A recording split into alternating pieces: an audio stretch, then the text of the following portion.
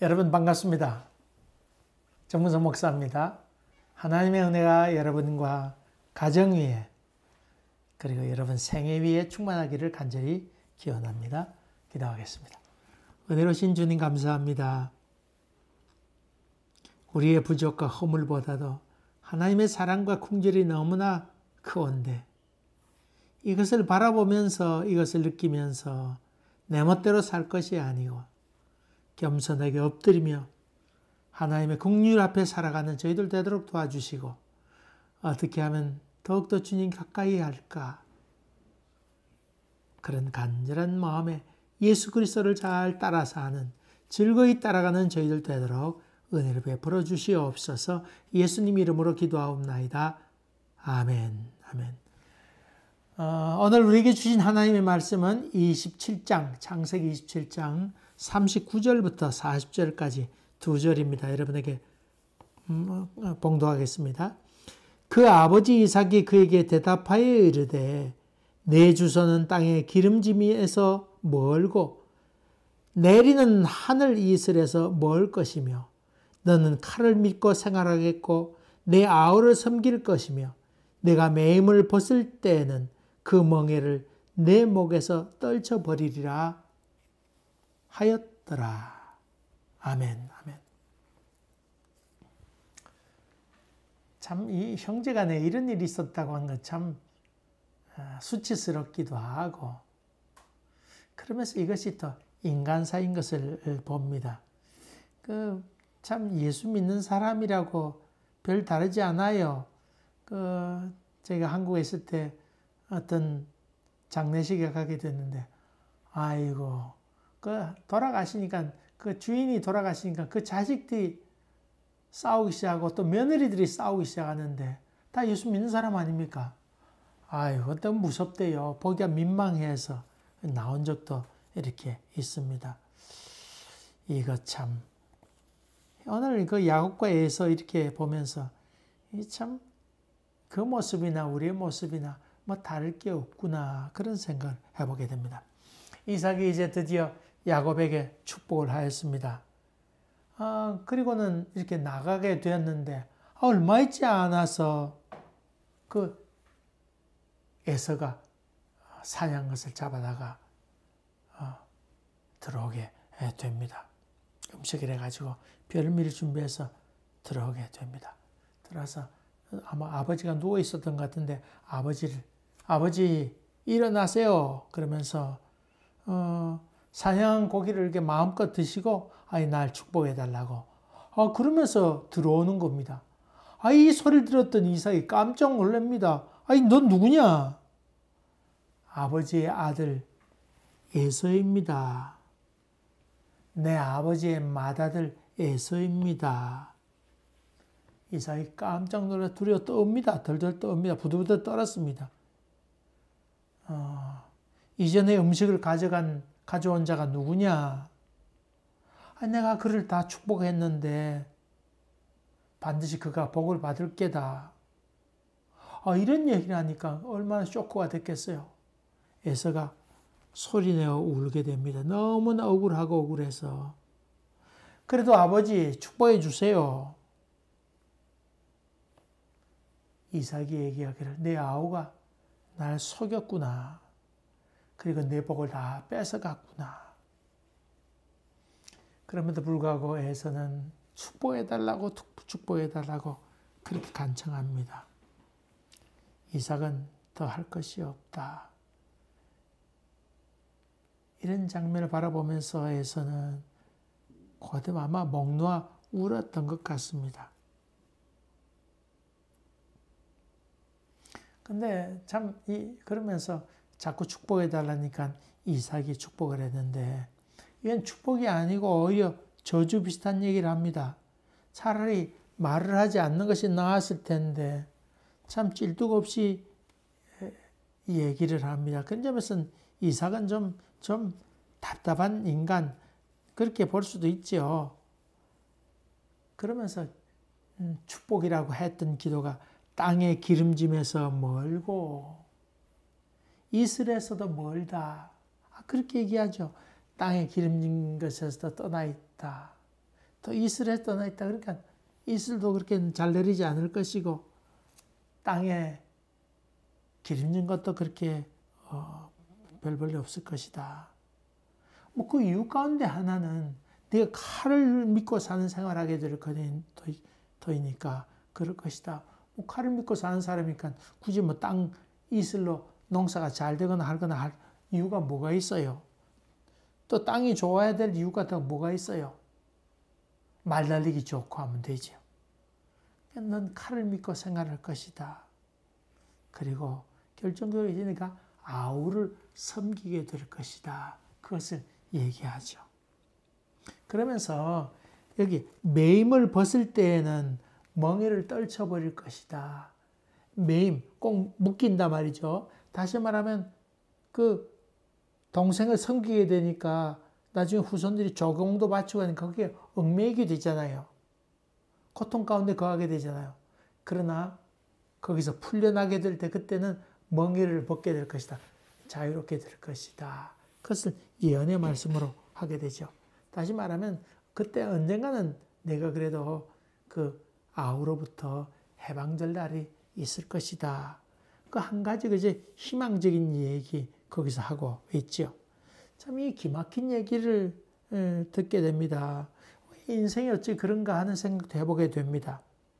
빼앗긴 자의 슬픔, 빼앗긴 자, 도둑맞은 자의 황당함, 그런 것을 볼 수 있습니다. 그래서 이 에서가 웁니다. 얼마나 억울하고 가슴 아프겠습니까?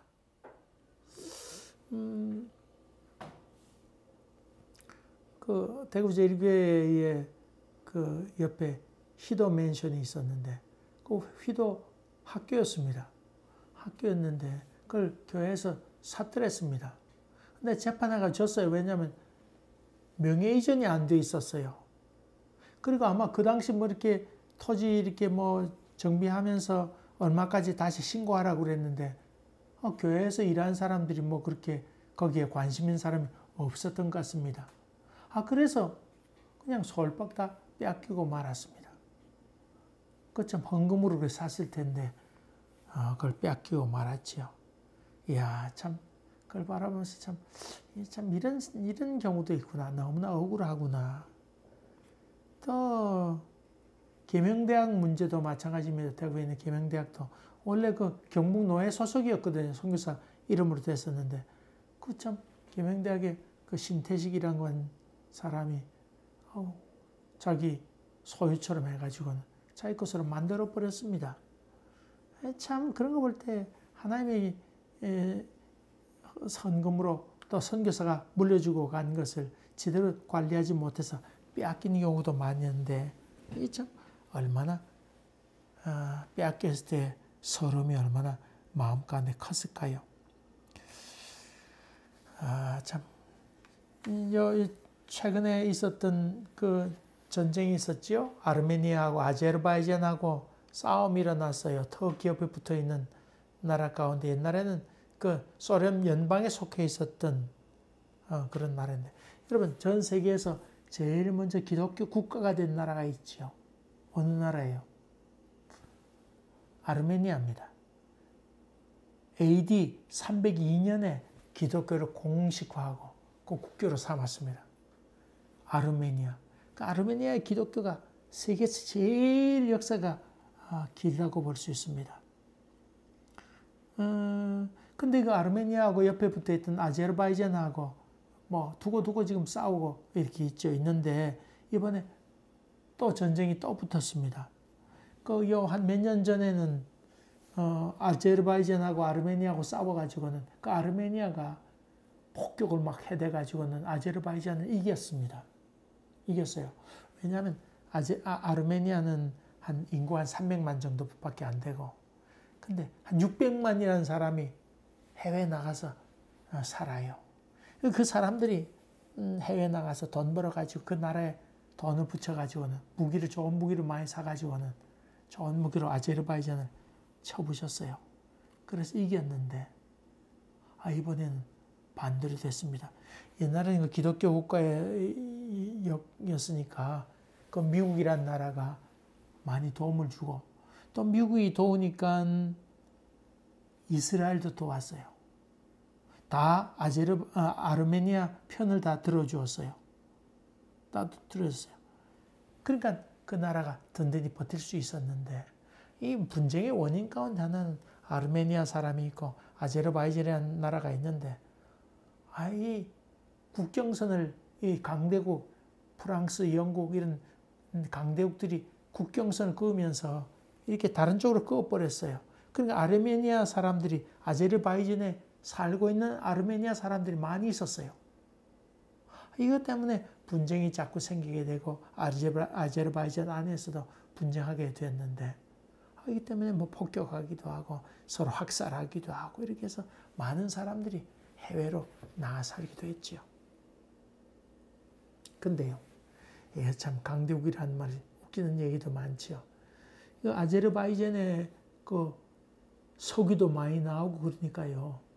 그 이스라엘에서 예전에는 아르메니아 편을 들었었는데 이번에는 터키가 중간에 끼어들어가지고는요.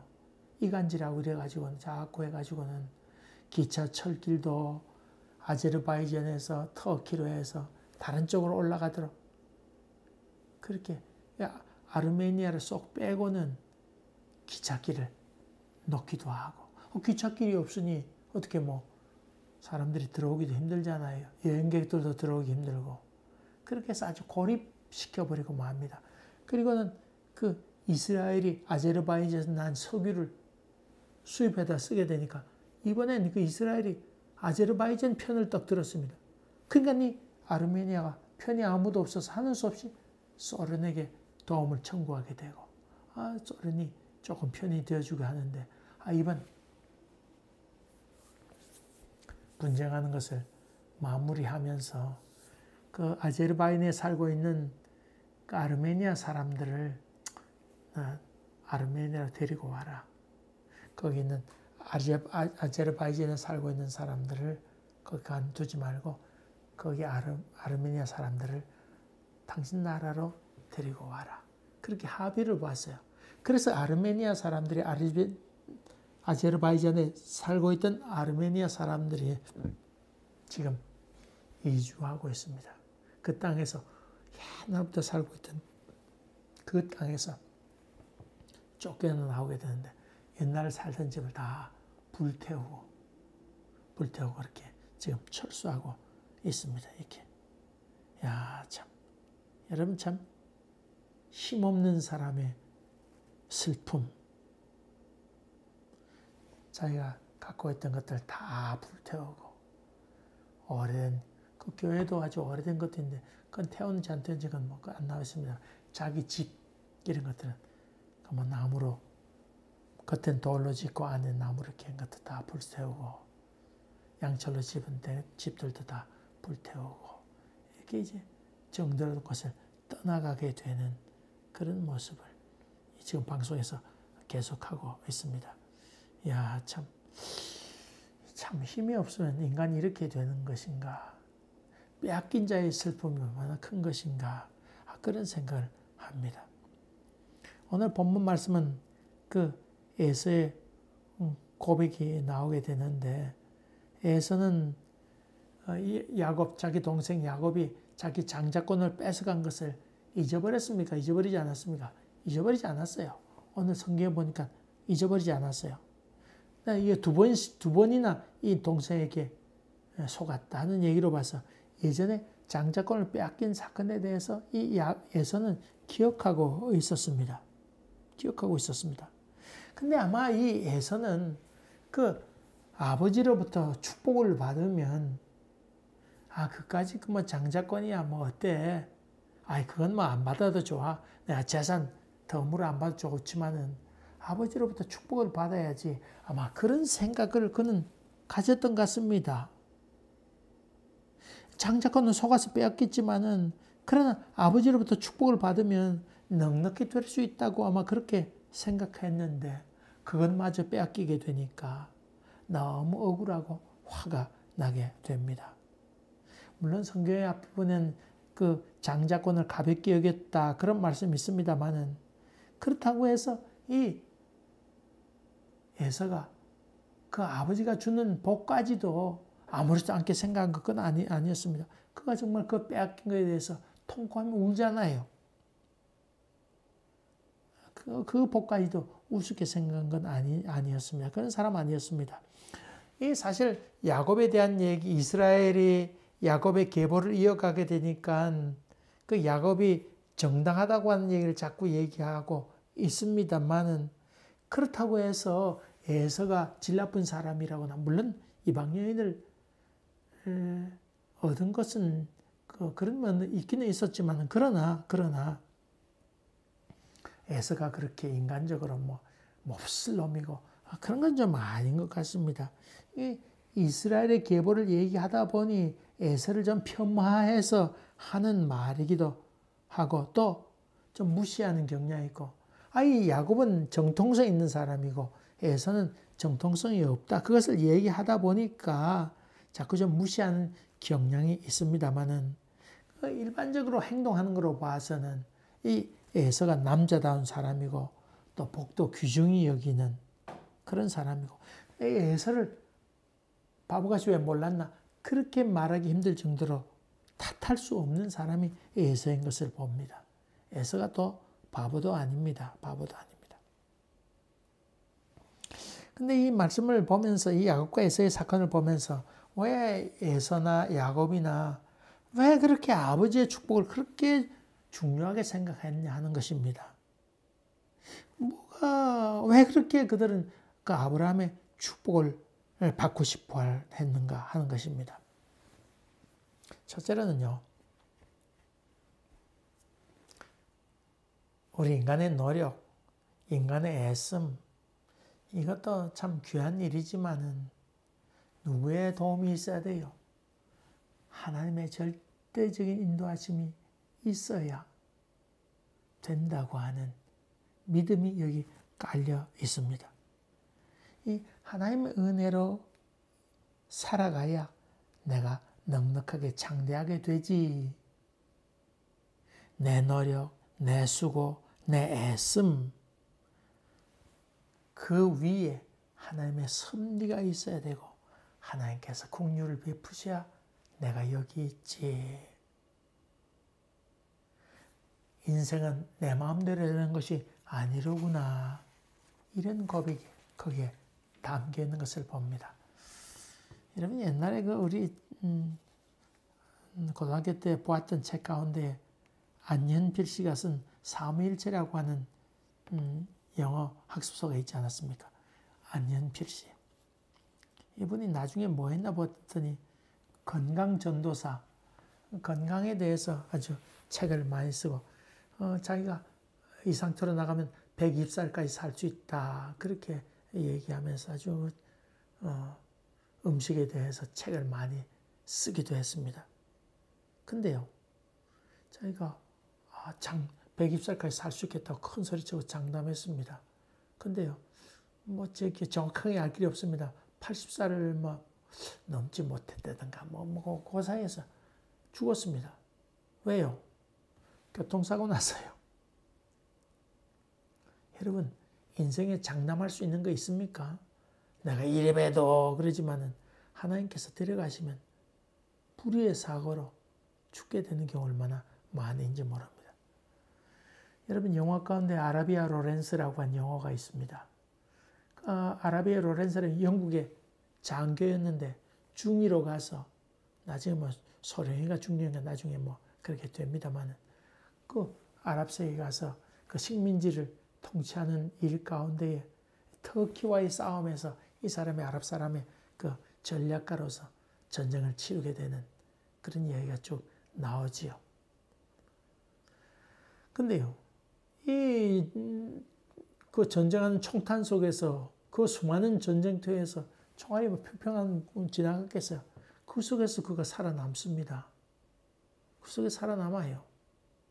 살아남게 되는데 이 사람은 어떻게 죽느냐 하면 다 제명에 못 삽니다. 오토바이 타고 가다가 오토바이 잘못 붕 떠가지고는 수풀에 그냥 처박히는 바람에 거기서 죽고 말죠. 제가 기억 정확히는 않습니다만 42살인가 해서 그만 죽고 말지요. 여러분, 정말 하나님 손길이 있어야 되고 하나님 인도하심이 있어야 우리가 살아갈 수 있다고 하는 것입니다. 그리스도인이 된다고 하는 것은 하나님의 손길을 느끼는 것이지요.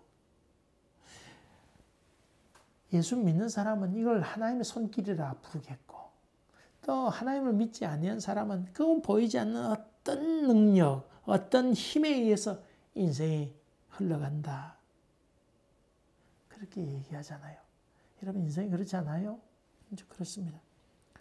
얼마 전에 제가 설교에도 말씀드렸습니다만 디젤 집스라고 하는 그 유튜브 하는 사람이 있습니다. 그 트레일러 기사하면서 살았던 사람인데 얼마 전 1월 달인가 한국 방문하게 되었어요. 그래서 몇 달 동안 이렇게 지내다가 다시금 오길만 기다렸는데 나이가 얼마 많지 않습니다. KBS 방송국에서 그 다큐멘터리로 나왔던 사람입니다. 그래서 그 당시 캘거리에서 트레일러 하는 사람으로 그 방송했는데, 이분 올 때쯤 됐는데, 그래서 댓글 달기라 빨리 안 오는 거요. 내가 그렇게 댓글들을 달았어요. 근데 며칠 있다가요, 그 사람 죽었다는 소식이 왔어요. 혈압으로 아마 바로 죽었던 것 같아요. 여러분, 인생이 내 마음대로 되는 건 아무것도 없습니다. 정말 하나님께서 섭리하셔야 된다. 아마 그래서 이 야곱과 에서는 죽을 똥 살 똥, 아이고 하나님의 복을 받아야지, 그런 생각을 가졌던 것 같습니다. 두 번째로는요, 정통성의 확보입니다. 정통성의 확보. 소위 아버지로부터 공적으로 축복을 받음으로 말미암아 인정받았다고 하는 것을 저들은 생각했습니다. 세례받는다고 하는 것, 여러분 그냥 뭐 예수 믿으면 되잖아요. 그런 세례받는 이유가 뭡니까? 내가 이제 죽을지언정 예수를 따르기로 작정했습니다 하는 사실을 사람들 앞에서, 여러 증인들 앞에서 공적으로 선포하는 일이지요. 내가 이제 정식으로 예수 믿는 사람이 크리스찬이 되었습니다 하는 선언이지요. 다시 말하면 이 정통성을 확보한다, 인정받는다고 하는 것이지요. 대구에 가니까, 그 성주구 쪽에 가니까 그 할매 곰탕집이 있습니다. 근데 그 간판 보니까 우리도 할매가 있다. 다시 말하면 할매 곰탕집이 아주 유명했는데, 그 우죽순처럼 할매 곰탕집이 많이 생겼는데, 다 너도 나도 할 거 없이 할매 곰탕집 이름을 쓰니까 원조의 원조 뭐 그래 잔뜩 썼는데, 어떤 사람이 재치를 발휘해서 우리도 할매가 있다. 다시 말하면 곰탕집의 정통성을 얘기하려고 하는 것이죠. 여러분, 정식 피자를 만드는 가게에서는 그 피자를 구울 때 무슨 나무로 불 떼야 되는 줄 압니까? 너도 밤나무 있잖아요. 너도 밤나무로 불을 떼야 인정을 할 수 있습니다. 또 화로를 보게 되면 화로가 여기 폭이 42cm, 높이가 25cm, 그런 규격에 맞는 화로에서 구워져 나와야 진짜 피자라고 인정합니다. 그래야 정통성을 인정받을 수 있습니다.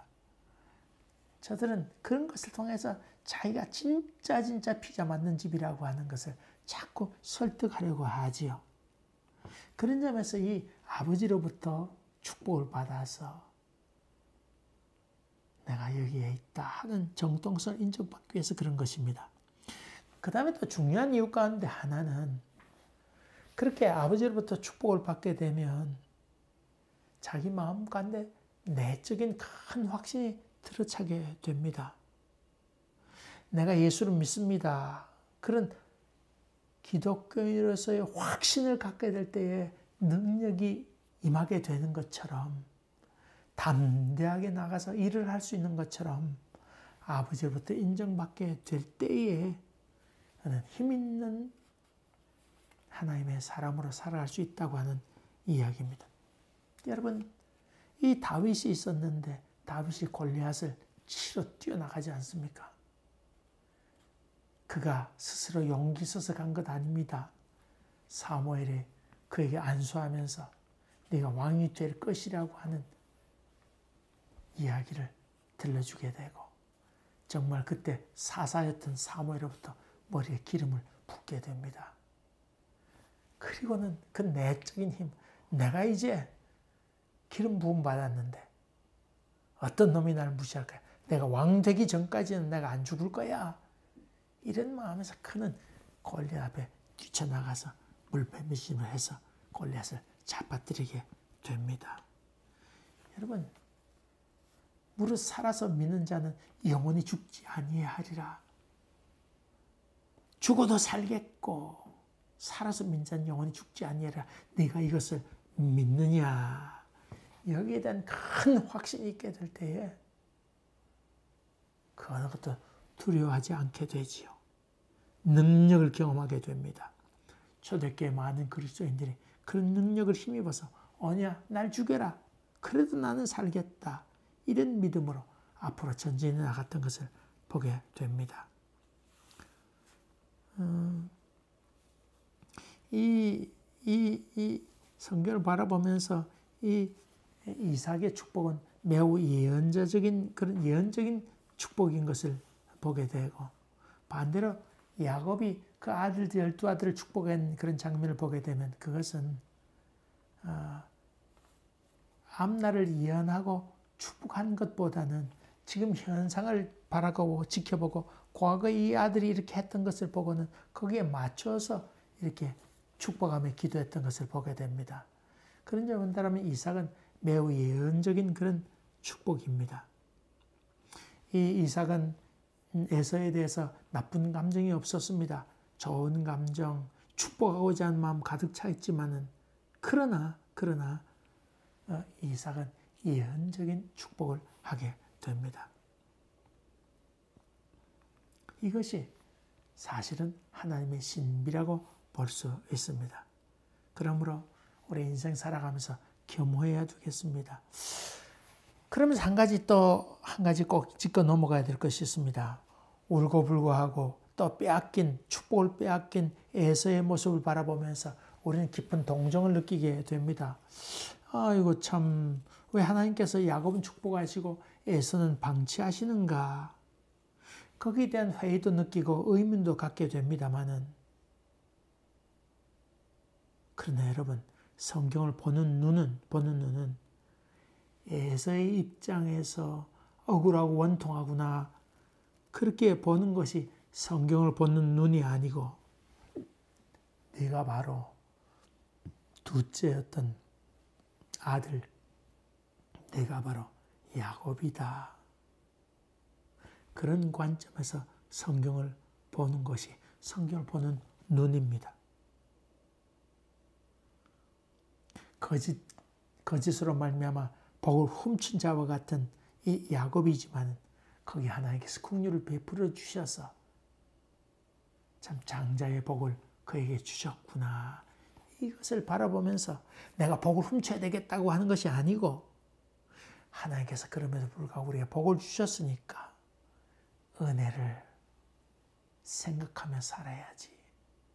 에서의 관점에서 억울하구나, 하나님 왜 그러나, 그걸 보는 것 아니고 야곱의 눈으로 내가 야곱이었지.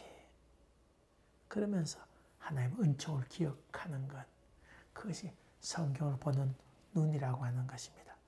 이런 영안이 활짝 열려져서 평강과 기쁨이 충만한 삶이 되기를, 또 위로가 임하기를 주의 이름으로 간절히 기원합니다.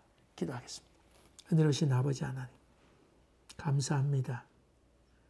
에서의 억울함은 있지만은 그럼에도 불구하고 야곱에게 은혜를 베푸신 주님을 바라보는 이 영안이 활짝 열리도록 도와주시옵소서.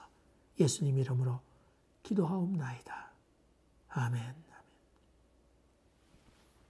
감사합니다. 하나님의 은혜가 충만하기를 빕니다. 또 뵙겠습니다.